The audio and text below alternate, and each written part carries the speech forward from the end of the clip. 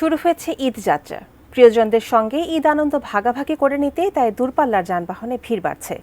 এই মুহূর্তে রাজধানীর গাবতলী বাস টার্মিনালে আছেন আমাদের সহকর্মী মনজুল ইসলাম মিন্টু। সর্বশেষ খবর জানতে যুক্ত হচ্ছে তার সঙ্গে। মিন্টু, গাবতলী বাস টার্মিনাল থেকে কি সব বাস সময় মতো ছেড়ে যাচ্ছে? যায় যে গাবতলী বাস টার্মিনালে যাত্রীদের যে উপচে পড়া চাপ সেটি নেই।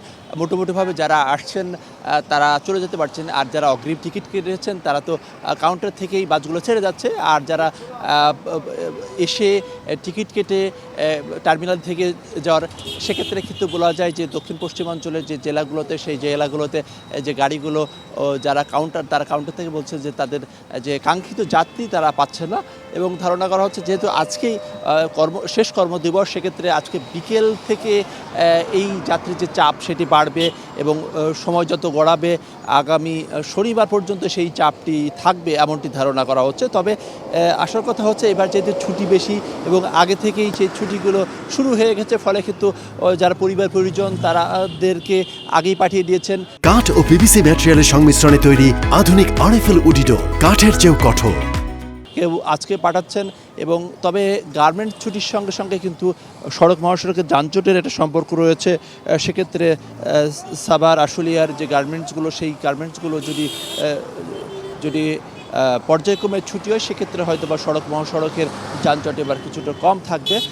এরপরেও কিন্তু বাইপাইল এলাকা, সেই বাইপাইল এলাকাতে সেখানে এলিভেটেড এক্সপ্রেসওয়ের কাজ চলছে। সেক্ষেত্রে যানবাহনের চাপ বাড়লে সেই এলাকাতেও কিন্তু বলা যায় যে যানজটের আশঙ্কা রয়েছে। এছাড়া যমুনা সেতু টোল প্লাজা, সেখানে যানজটের আশঙ্কা রয়েছে। তবে এখনকার মতো যদি গাবতলী এবং এর আশেপাশের অবস্থা বলি, অন্যান্য বছর তুলনায় আইনশৃঙ্খলা বাহিনীর তদারকি বেশ ভালো রয়েছে।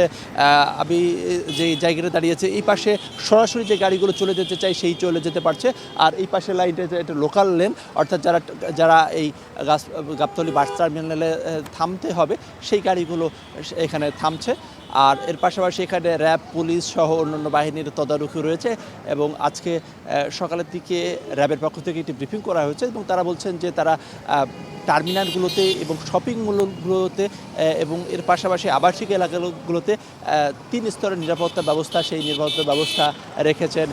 মলমপাটি থেকে শুরু করে কোনো প্রতারক যাতে কোনো ধরনের অপ্রীতিকর ঘটনা না ঘটাতে পারে। এরপরেও যেহেতু অনেক মানুষের চাপ রয়েছে, সেক্ষেত্রে আইনশৃঙ্খলা বাহিনীর পক্ষ থেকে যাত্রীদেরকে অনুরোধ করা হয়েছে যাতে অপরিচিত কারো কোনো কিছু না খাওয়ার জন্য এবং নিজেদের যে টাকা পয়সা থেকে মাল সেগুলোর জন্য নিরাপদে রাখার যে চেষ্টা, সেই চেষ্টা রাখে। বাদবাকিটা আসলে আইনশৃঙ্খলা বাহিনীর পক্ষ থেকে যে তদারকি, সেই তদারকি রয়েছে।